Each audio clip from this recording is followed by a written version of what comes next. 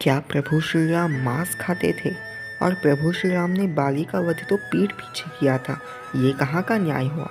ऐसे ही कई सारे आरोप हमारे मर्यादा पुरुषोत्तम श्री राम के ऊपर लगाए जाते हैं।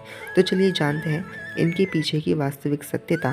क्या आखिर प्रभु श्री राम क्या सच में मांस खाते थे, या फिर इनके पीछे का वो असली सच जो आज तक छुपाया गया है? तो चलिए जानते हैं। पर आगे बढ़ने से पहले प्लीज़ चैनल को सब्सक्राइब कर लीजिएगा। चलिए शुरुआत करते हैं। नमो गणेश। क्या श्री राम सच में मांसाहार करते थे?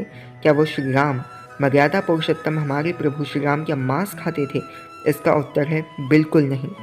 हमारे संस्कृत भाषा में एक ही शब्द के कई सारे अर्थ होते हैं, और बात करें तो हमारे वाल्मीकि रामायण में कहा गया है कि प्रभु श्री राम मांस इस शब्द को लेकर कहा गया है कि वो उसे ग्रहण करते थे, परंतु इस मांस का अर्थ मांसाहार या फिर किसी प्राणी की जीव हत्या नहीं था, बल्कि एक शब्द के अनेक अर्थों के हिसाब से मांसाहार यहाँ पर इसे नहीं कहा गया।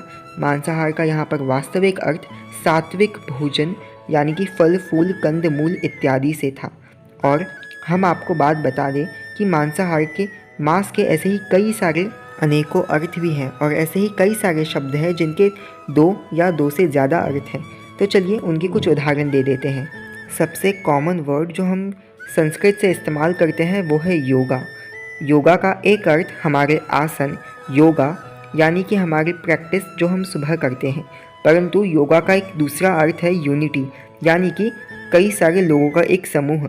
देखा ना आपने कि एक ही शब्द के दो विपरीत और कितने ज़्यादा अलग अलग अर्थ निकल सकते हैं। और इसी तरीके से मांस का एक अर्थ जो कि फल फूल कंद मूल है, यही अर्थ वाल्मीकि रामायण में उपयोग किया गया है। तो इससे तो साफ यही जाहिर हो रहा है कि प्रभु श्री राम मांसाहारी नहीं थे, बल्कि उनकी उस पवित्र छवि को लांछनित करने का प्रयास किया गया है। उसके बाद बात करें तो बाली वध की। प्रभु श्री राम ने बाली का वध तो पीठ पीछे किया था, ऐसे कई लोग कहते हैं, परंतु इसका सटीक उत्तर प्रभु श्री राम ने खुद दिया है। श्री राम से जब पूछा गया आपने तो बाली का वध पीठ पीछे किया था, ये तो अधर्म हुआ ना? तब प्रभु श्री राम ने खुद ये बाली को बात बताई कि हे बाली, तुमने अपनी पुत्री समान अपने छोटे भाई की पत्नी को अपने अधिकार में ले लिया, उसके साथ दुराचार किया। न केवल इतना, बल्कि तुमने अधर्म किया, अपने भाई के साथ अन्याय किया। न केवल इतना ही, बल्कि तुमने अधर्म किया।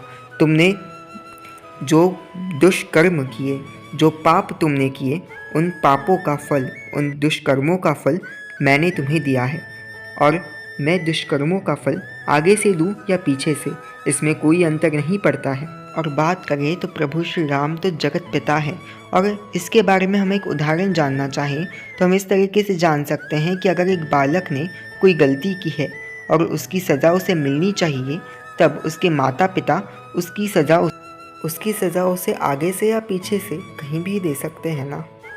माता पिता का तो अधिकार है अपने पुत्रों को या फिर अपने बच्चों को, अगर वो गलत राह पे चले जाए तो उन्हें लाठी मारकर या फिर उनका कान पकड़कर ठीक रास्ते पर लाया जाए। वही प्रभु श्री राम ने भी किया। श्री राम तो भगवान विष्णु हैं, अर्थात जगत पिता, जगत कल्याणकारी, और हम सभी तो उनकी संतानें ही हैं ना। तो वो तो हमें हमारे दुष्कर्मों का दंड तो अवश्य देंगे, पर हाँ, उन्होंने मोक्ष का रास्ता भी दिखाया है। माँ सीता, माँ जगत जननी और प्रभु श्री राम का भक्ति मार्ग जो हमें हनुमान जी द्वारा मिला है, यही भक्ति मार्ग हमारे दुष्कर्मों को काट कर हमें सत्कर्म की राह पर चलना सिखाता है, और इसी से हमें सच्चिदानंद भगवान श्री राम की प्राप्ति भी हो सकती है। तो आज की वीडियो के लिए बस इतना ही। तब तक के लिए नमो गणेश, और प्लीज़ सब्सक्राइब कीजिएगा चैनल को।